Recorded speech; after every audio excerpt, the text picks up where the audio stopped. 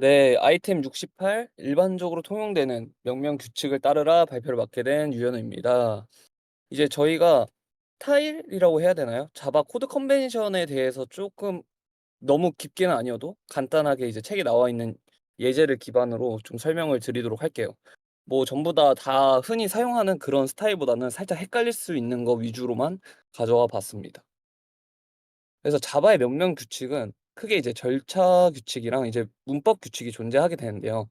저희는 이제 절차 규칙에선 패키지랑 그리고 클래스와 인터페이스 그리고 메서드와 필드 이름에 대해서 한번 살펴보고, 문법 규칙은 절차 규칙과 다르게 상당히 많이 유연해 가지고 그냥 간단하게 한번 훑어보는 정도로 마무리를 하도록 하겠습니다. 그래서 패키지에 대한 절차 규칙 먼저 이야기를 할 건데요. 저희가 프로젝트에서 우리 어트랙션 개발을 같이 해왔었는데, 백엔드 분들은. 근데 이제 저희가 도메인을 할 때 attraction.run으로 도메인을 샀었죠. 근데 이제 조직 바깥에서 사용된 패키지라면 이제 조직의 인터넷 도메인 이름의 역순으로 패키지 구조를 사용을 합니다. 그렇기 때문에 저희 프로젝트에서도 run.attraction.으로 이제 도메인을 그 패키지 구조로 작성을 하게 됐었던 거죠. 그래서 여기서 제가 좀 조심해야 되는 부분이라고 생각하는 거는 바로 이 부분이었는데요. 저희가 요소들을 모두 소문자 알파벳 혹은 숫자로 작성을 해야 됩니다. 그러니까 이 말이 뭐냐면, 저희가 뭐 카멜 케이스나 뭐 파스칼 케이스 이렇게 작성하는 게 아니라 그냥 소문자면 다른 단어여도 그냥 소문자로 그냥 계속 이어 붙여 주시면 되겠습니다. 이제 저희가 스프링 프레임워크의 도메인을 보시면 지금 스프링 프레임워크인데 F가 지금 대문자가 아니죠. 이게 스프링에서도 이제 이렇게 소문자로 그냥 이어 붙이기 때문에 저희도 그냥 소문자로 붙여서 사용해 주시면 되겠습니다. 이제 합성어 같은 경우에는 각 단어의 첫 글자만 따서 사용을 해도 된다라고 하네요. 자바에서 이제 AWT 패키지가 있는데 그것도 이제 약어로 이제 붙여서 사용을 했기 때문에 저희도 만약에 너무 길다면 그냥 약어로 줄여서 사용을 하시면 되겠습니다. 물론 서로 공지가 되긴 해야겠죠. 문서화는 어느 정도 돼야 된다고 가정을 하고, 네, 약어로 작성을 하시면 되겠습니다. 그리고 저희가 흔히 사용하는 유틸 패키지 같은 경우에서도 원래는 유틸리티스인데 저희가 통용되는 약어를 추천을 하기 때문에 이제 유틸이라고 작성을 하는 거고요. 웬만하면은 8자 이하의 짧은 단어로 하시면 되겠습니다. 그래서 뭔가 길이가 길어지면은 좀 통용되는 약어가 뭔지 한번 찾아보고, 그리고 만약에 앞글자만 딸 수 있다면 뭐 문서화를 한다면 뭐 괜찮겠죠. 이런 식으로 패키지를 작성을 해주시면 되겠습니다. 그리고 다음은 클래스와 인터페이스입니다. 저희가 흔히 생각을 하는 파스칼 케이스로 작성을 하시면 되겠고요. 이제 여러 단어의 첫 글자만 딴 약자나 이제 널리 많이 사용되는 맥스와 민을 제외하고는 단어를 웬만하면 줄이시면 안 돼요. 그냥 줄이시지 않고 그냥 그대로 그냥 작성을 하시면 되겠습니다. 근데 이제 자바에서 코드를 좀 보게 되면은 사실 URL도 U만 대문자고 RL이 아니라, 그리고 HTML도 지금 보시면 다 대문자로 되어 있죠. 근데 이제 책에서는 약어의 경우 첫 글자를 대문자로 하는 편이 일반적이라고 말을 해주고 있습니다. 그렇기 때문에 저희도 물론 그 개발하는 사람들끼리 이야기를 해서 컨벤션을 맞추시면 될 것 같고, 웬만하면은 이렇게 일반적으로 이제 대문자를 사용을 하니까 앞 글자만 대문자로 써서 파스칼 케이스처럼 작성을 해주시면 되겠습니다. 그리고 저희가 메서드와 필드 이름에서는 카멜 케이스를 사용을 하죠. 근데 그거 이제 카멜 케이스 사용하는 건 다 알고 있으니까 제가 조심해야 되는 부분이라고 생각이 들었던 게, 이제 상수 필드를 구성할 때는 전부 다 대문자를 하고 그리고 언더바를 붙이는 걸로 알고 있어요, 다들. 약간 스네이크 케이스인데 다 대문자로 사용을 하는 거죠. 그래서 상수 필드는 스태틱 파이널 필드의 타입이 기본 타입이거나 불변 참조 타입인 경우를 의미를 하는데, 이 불변 참조 타입이라는 거에 대해서 살짝 실수를 하시는 분들이 있어요. 지금은 맨 아래에 보시면은 디폴트 롤스에서 리스트 오프로 지금 반환을 하고 있죠. 리스트 오프로 생성을 했는데 바로 다음을 보시면 arrays.as 리스트를 사용을 하시는 분도 있을 수도 있어요. 근데 이게 뭔 차이냐면, 아까 보셨던 이제 오프 메서드는 unmodifiable 리스트를 반환을 하지만 arrays as 리스트는 unmodifiable 리스트를 반환하지 않기 때문에 저희가 메인 메서드에서 제가 지금 디폴트 롤스의 sort로 이제 정렬 명령을 수행을 했죠. 근데 정렬 명령을 수행을 하면은 지금 저희가 상수라고 정해놨던 게 정렬이 돼서 저희가 원했던 그런 값이 안 나올 수도 있어요. 그래서 이런 문제를 빠르게 확인하기 위해서는 애초에 정렬될 때 컴파일 에러나 런타임 에러가 발생하는 게 가장 좋겠죠. 그렇기 때문에 이제 array.as 리스트는 사용하시지 마시고, 이런 상수 필드 같은 경우에는 이 반환값 자체, 이 리스트를 만들 때도 unmodifiable 리스트를 사용을 하시면 되겠습니다. 그리고 이제 지역 변수에는 약어를 사용하셔도 좋아요. 제가 작년에 지금 우테코 아마 또 지원을 하고 있으신 분들도 있을 텐데, 우테코에서 제가 지역 변수를 i로 좀 쓰면은 약간 그 코드 리뷰 같은 게 계속 많이 들어왔거든요. 이거 i보단 인덱스로 사용한 게 더 좋겠다라고 말을 하지만, 책에서도 그렇듯 이제 지역 변수에서는 약어를 사용을 하셔도 괜찮습니다.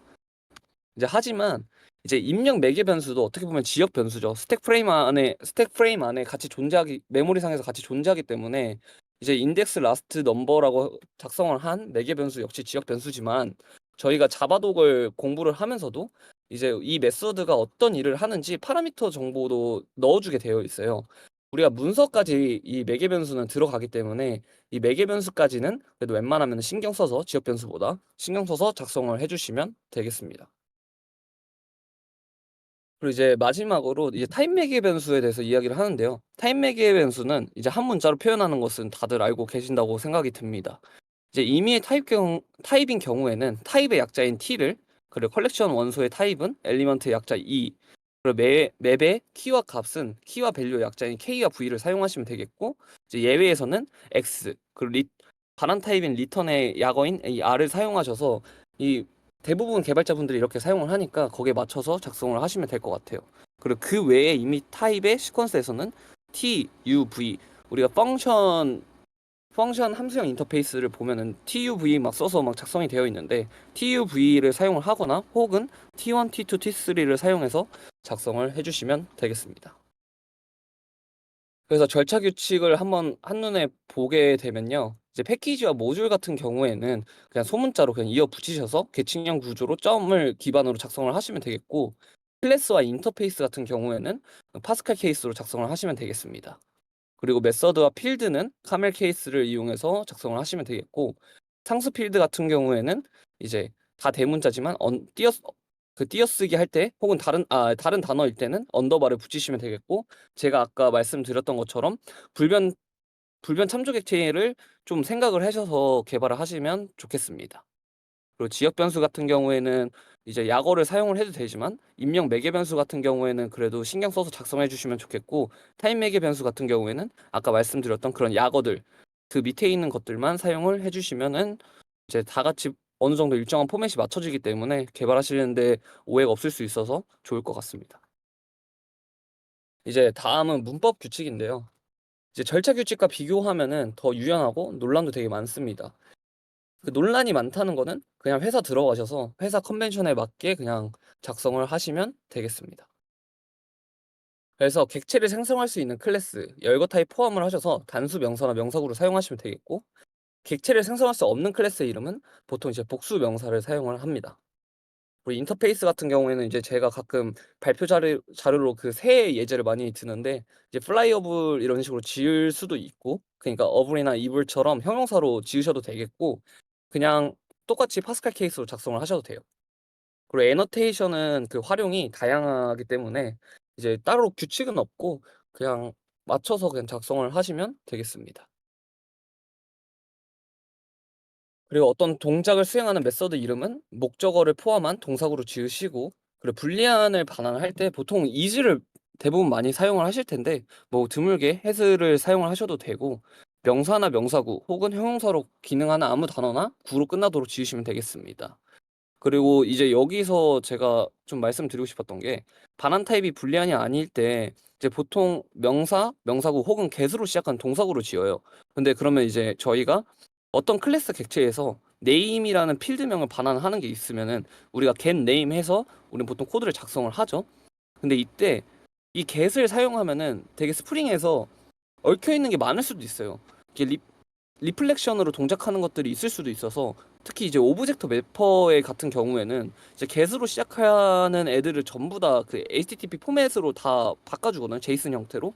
그렇기 때문에 저는 그 제이슨으로 내려보내고 싶지 않은데 거기에 이제 메서드 이름이 get으로 시작을 하면은 그거를 이제 읽어와서 그 제이슨 포맷에 넣어줘요. 그래서 이런 것들 좀 한번 신경 쓰셔서 한번 봐주셨으면 좋겠습니다.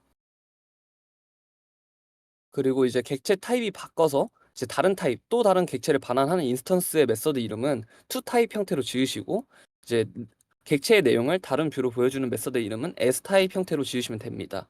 그래서 이거에 대해서 정리를 해보면 둘 다 비슷해 보여요. 근데 to 타입 같은 경우에는 객체를 다른 타입으로 변환하여서 이 새로운 객체를 반환을 할 때 to 타입을 사용하시면 되겠고, 새로운 객체는 아니고 객체에서 다른 이제 뷰로 이제 반환을 할 때는 as 타입을 사용을 하시면 되겠습니다. 마지막은 정적 팩터리인데 이건 아이템 초반에서도 이야기를 많이 했기 때문에 그냥 뭐 파라미터 하나 받으면 from, 뭐 여러 개 받으면 of 등 되게 다양한 스타일이 있죠. 그래서 이런 거는 한번 보시고 거기서 포맷 정하셔서 이제 개발을 하시면 되겠습니다. 이상으로 발표 마무리하도록 하겠습니다. 감사합니다.